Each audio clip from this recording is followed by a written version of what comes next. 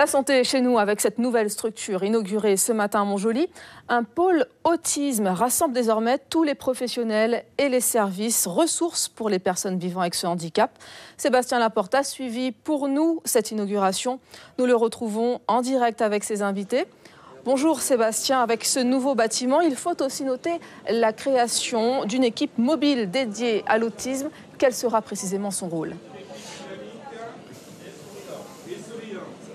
Oui, alors c'est un nouveau pôle autisme avec une équipe effectivement mobile, Laurence. Nous avons avec nous la directrice générale de ce pôle, Madame Lican. En quoi consiste cette équipe mobile ?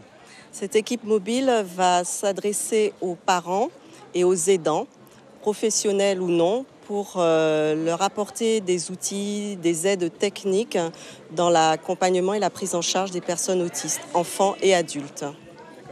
Alors, combien de personnes pourront être prises en charge, enfants et adultes, ici ? Ici, on est à 36 enfants et nous ouvrons une petite structure adulte d'ici septembre de 5. Donc, c'est une structure qui était très attendue, je crois, par l'ADAPI. Il y a un besoin énorme en Guyane.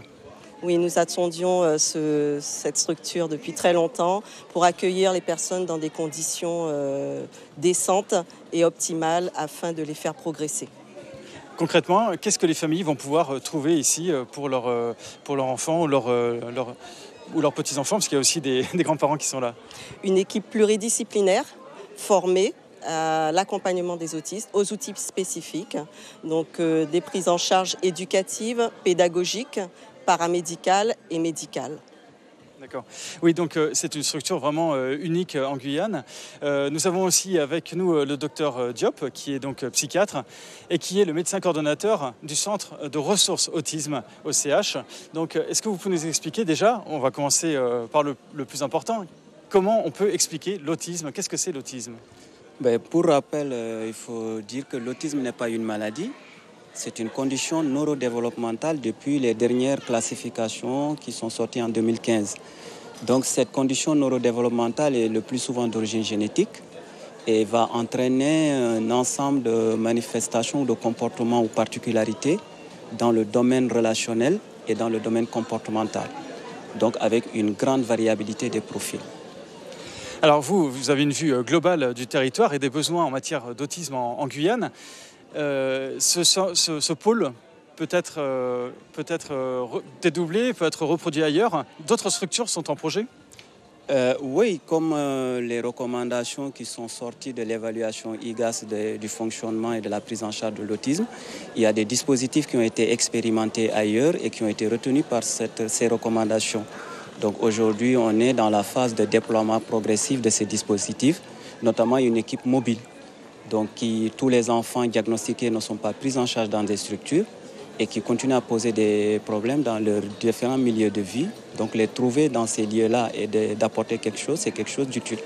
Et oui, parce qu'ici, l'une des spécificités, c'est l'isolement de certaines communes. Il y a des cas où la situation, être autiste, ça peut devenir rapidement dramatique parce que l'entourage ne comprend pas comment se fait la prise en charge, c'est ça, Oui. En fait, en matière d'autisme aujourd'hui, la priorité et l'axe principal, c'est la compréhension de la personne autiste et d'aider la personne autiste à nous comprendre. Donc, c'est tout le noyau de la prise en charge qui est apporté par toutes ces techniques comportementales, éducatives, sociales et l'accompagnement des parents. Voilà. Alors, c'est une structure qui a coûté 1 200 000 € et qui a été financée entièrement par l'État, l'ARS. On estime qu'il y aurait 1200 cas encore à diagnostiquer d'autistes en Guyane. L'ADAPI a un chiffre un peu plus important, elle parle de 1600 personnes. Donc il y a encore beaucoup de travail, mais c'est un bon début pour une prise en charge qui est vraiment nécessaire. 1600 familles ou 1200 familles selon l'estimation qui attendent vraiment un dispositif adéquat.